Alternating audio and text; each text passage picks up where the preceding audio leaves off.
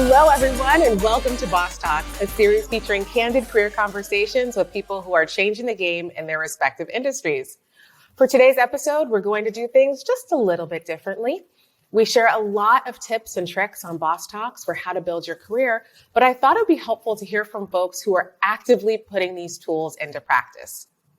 Not everyone starts out in their dream job, but everyone starts somewhere. So today is about honoring where you are in your journey and helping you identify your next best step to designing a career that you absolutely love. So without further ado, I am so excited to introduce my first guest, Director of Product Management at Salesforce, Cheryl Feldman. Cheryl, welcome to Boss Talks. Thank you so much, Ebony, for having me. I'm really excited to be here. I couldn't be happier to be chatting with you. So Cheryl, before we dive in, I want to give everyone an opportunity to get to know you just a little bit better, because I still remember the first time I heard your story, and I remember just being so inspired. So will you share a bit about your background? Sure. So currently, I am a director of product management here at Salesforce.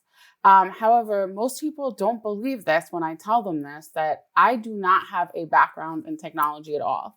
I actually started my career as a hairdresser, but I was always super into technology. I was always really interested in it, and I was always interested in the next big thing. From being a hairdresser, I then went on to being a secretary, and I picked up very quickly when somebody left the organization how to do analytics and how to combine all sorts of data. I wanted to be a Salesforce admin so badly. And so I walked into a startup that I found. They had a posting on Craigslist, and I could tell that they were kind of debating. And I flat out asked them, what is your biggest problem in Salesforce? I bet I can solve it. And I worked for free the next day and figured out their issues with Salesforce and proved that I could do this job just as well as anybody with a master's in computer science. And I just want to point out for everyone, again, just double clicking on this, that you did all of this without a degree. And I think that so many people think that a 4-year degree is the only way to achieve success, but you are living proof that there are so many different pathways. And I just really admire the grit and determination you've brought to your career. Now, sometimes people know their current job isn't working for them, but they don't know exactly what they want to pursue. So what tips do you have for people who want to pursue a different career path? So my tips for choosing a different career path would be, if you're not exactly sure what you want to do, think about what you're passionate about. Think about what you could do around your passions. And if there's a specific career that you're passionate about, find somebody who's doing that type of career now. You can search for things like this on LinkedIn or just do a Google search and reach out to somebody. And a lot of times, I would say 99% of those times, folks are willing to have conversations with people who are interested in doing careers just like them. That's absolutely right. I wouldn't change a thing about what you said. Great advice. Now I want to switch gears and talk about making an actionable plan. So once you decide you're ready to move on and you figured out where you want to go, what's your advice for how to take that next step? So first step is be intentional. Be intentional about everything that you want to do. I actually decided back in 2007 that I wanted to be a product manager at Salesforce. However, I didn't have the exact right skills to get there yet. So I asked people doing that type of role, what skills do I need? And I started finding roles in different organizations that I could take on that would get me the skills to get where I wanted to go. Step 2 would be mentorship. And find somebody to mentor you and somebody who's going to help you and hold you accountable. That is the most important thing a mentor will do. And they also can help you work on skills. And then the third tip I would give is to keep on checking in with both yourself and your mentor and make sure that you still want to be on the same path, because I also changed paths a little bit. At one point, I was trying to be a developer and I was thinking that may be where I wanted to go. And then I really started thinking about it, and really product management was where I really wanted to go, but constantly have those conversations with yourself. That's great. And sometimes, Cheryl, the hardest move can be the first move. And because the fear can be really real. I remember personally when I was switching from IT to a new role in philanthropy, I was terrified. I thought I was making a huge mistake. So what is the scariest part of it for you, and how did you overcome that fear? I think the scariest part for anyone taking on anything new, whether it's a new job, moving to a new city, is the unknown. And I think being able to reduce the unknown, and I think also owning your fear sometimes and owning what is making you scared, and then listing those things out and saying, okay, is this a rational fear or is this me just getting in my head? Now, like you just said, we sometimes can psych our own selves out. We let the fear get the best of us, and we can even talk ourselves out of trying something new. So what tips do you have for that, for reeling in that negative self-talk? I would say surround yourself with people that believe in you. I've done this. I call it my circle of trust. And I talk with these people all of the time. And I will tell them when I'm not feeling confident about something, or I'm scared, or I'm afraid. And when the opportunity came up for me to potentially come to Salesforce, I was scared. I was afraid. What if I don't do a good job? And they were like, you have all of these skills. You are so great at this. You're amazing at this. You're going to be incredible at this. But they'll also be very honest with me and tell me if I wasn't going to be that great or that incredible. And so I think it's having that core group of people that you can rely on and help build you up and make sure that you have support along the way. I love that. Now, Cheryl, let's talk about the naysayers, because sometimes there can be people in our lives who tell us that we can't do something. Did you encounter this? And if so, how did you handle that? I had so many people in my career, in my life, tell me, no, you can't do this. You won't be able to do this. You don't fit the mold. You don't have this. You don't have that. But I will tell you, for every single person that says no, there is somebody willing to say yes. So you may get rejected. You may be told no. There may be people out there saying, she won't do it. He won't do it. They won't be able to accomplish it. If you believe you can do it, you can do it. It's just finding those people that are going to support you and support your career. That's right. Let those haters be your motivators. So Cheryl, you've gone from, I love the term you used, also admin, to now the director of product management at Salesforce. It's so exciting to hear a little bit more about your journey. Now, though, it is time for our final question and my favorite question. So are you ready? Yes. All right. I knew you would be. Cheryl, what is your superpower? I like to call myself the master connector of great people. So my superpower is networking.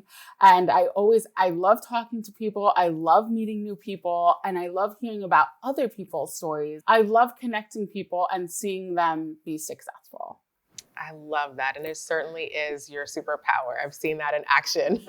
So Cheryl, thank you so much for joining us today and sharing your story. It's been such a joy just to watch you grow in your career. Thank you so much for having me. And now we're going to bring in our second guest for today. So please join me in giving a warm welcome to Senior Consultant at Slalom, Erin McGriff. Erin, welcome to BossTalks. Hi, Ebony. Thank you for having me. Oh, it's so good to have you here. Now, Erin, you also have an extremely inspiring story, and you've been so open and authentic in sharing your experience. So I'd love for you to share some of that with us today. Will you tell us a little bit about your background? So I started working in retail when I was 16. I got my first job at Target. It was just money. It was just a job so I could have money in my pocket, keep gas in my car, all that good stuff. And I stayed there for my last 2 years of high school. After I graduated from high school, they actually gave me promotion. And, they threw more money at me. So me, college freshman, I'm making pretty good money. I still have to take my classes. At the time, I was actually studying to be an engineer. And I kind of had a decision to make. Do I want to take on this full load of engineering classes, or I'm making pretty good money right now? Do I want to just continue down the path I'm on? And like a typical teenager, not thinking things all the way through, I went the route that was giving me the money right then and there, and ended up doing that for over 10 years. I spent 10 years at Target. I spent 2 years at Home Depot. And after 12 years of that, I knew that I had enough. and I wasn't living my life on my own terms. So I said that I'm going to get out of retail. I'm going to do something different. Did not know what that different thing was, but I knew that there was something better out there for me. So I went towards it. I ended up leaving Home Depot and getting a job in operational management. So I'm getting to know my job and getting to know my team. I had been there for about 8 months, and literally out of the clear blue sky, I got laid off one day.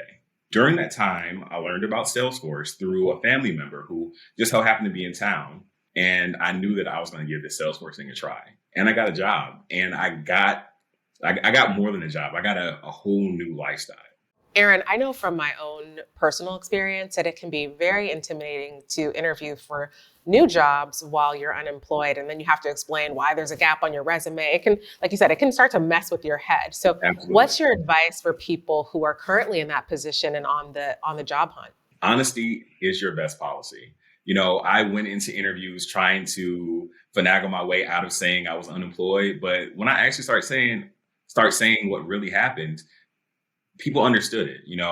A lot of people were going through hard times. A lot of companies were laying people off. So me being laid off wasn't out of the ordinary.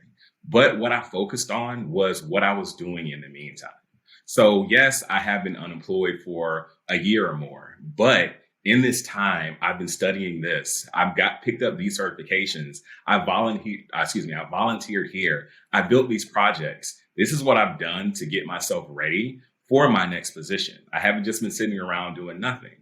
And honestly, I had one interview where after walking through a scenario with a potential employer, they gave me the feedback that I explained that better than people that had been in that company for 10 years. So use that time to level up your expertise and flaunt that in your interviews. I know, Aaron, there are a lot of people who are tuning in right now who are thinking about making a change. What are some good actionable steps when you're exploring a new industry or maybe even a new career path? Absolutely. First thing is do your research. So don't just jump into something because somebody says it's a good thing. And then set measurable goals for yourself.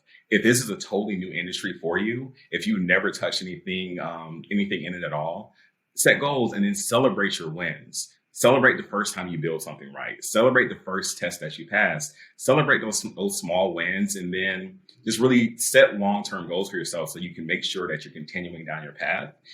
And the biggest thing is just to really believe in yourself and believe in what you can accomplish. I never thought that I would be here. I never thought that I would be able to do any of these things. And I surprised myself day by day. Like, you never really know what you can accomplish until you actually give yourself the space and opportunity to do so. So believe that you can get to wherever you want to get and just keep moving forward.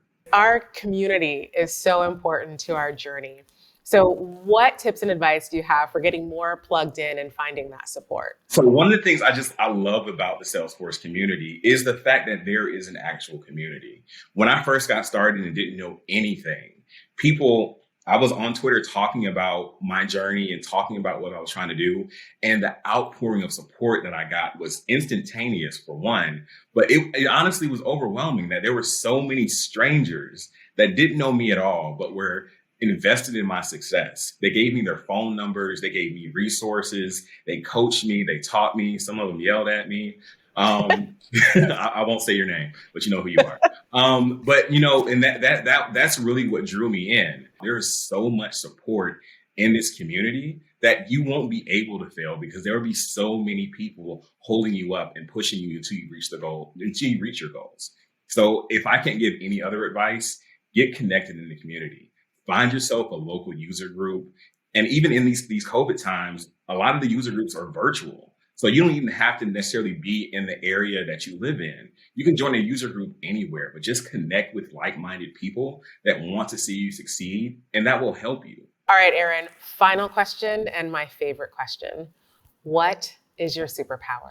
I think it's definitely finding the good. There are a lot of things that go wrong in life, but I'm a firm believer that everything happens for a reason.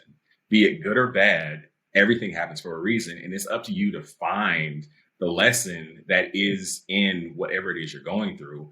Find that good and be able to push forward. I went through some hard times, losing my job. I had to sell my first house because I was unemployed for so long. But because I found the good in those situations and I found ways to move forward. I was able to get into a better place, and I'm literally in a better place because I'm sitting in a house that I just moved into Thursday, because I was able to buy another house because all this just went right, because I stayed focused, because I stayed motivated, and because I pushed towards those goals I had for myself. Yes, I had to sell my house before because I was unemployed for so long, but now I'm in a better house. I love that. And I love that superpower. It is perfect for you. So Erin, just thank you so much for sharing your story with us. Your experience and advice are so relevant, and I know they're going to help so many people along their journey. Thank you, Ebony. I know this is a popular topic with all of you, so let's hear your questions. Hi, Ebony. I'd love to ask your advice on how you manage to handle the parts of your job that you don't love that much with the parts of the job that you love a lot. How do you strike that balance between business needs and personal passions? Great question, Debbie. And I've thought a lot about this over the years. And where I landed is pretty simple. That is, it's called work for a reason. I'm ultimately here and getting paid to do all the parts of the job, the good, the bad, the ugly. And every week when I cash my paycheck, I'm saying I'm committed to doing all parts of this job. So trust me, there are parts of my job that I like to do very sparingly and parts that I wish I could do all the time, like this. But at the end of the day, striking a balance means that I have to put the business needs first, always. I have to prioritize what I'm being paid to do, and the rest is just icing on the cake. I think the good news is that we can balance and do all of it. We just have to keep everything in its proper place and proper proportion. Thanks so much again for the question, Debbie.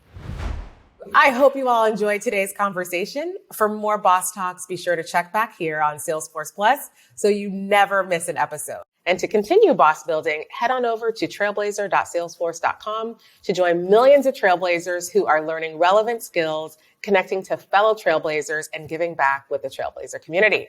With that, thank you all for tuning in to Boss Talks, and we'll see you all next time. Say hello.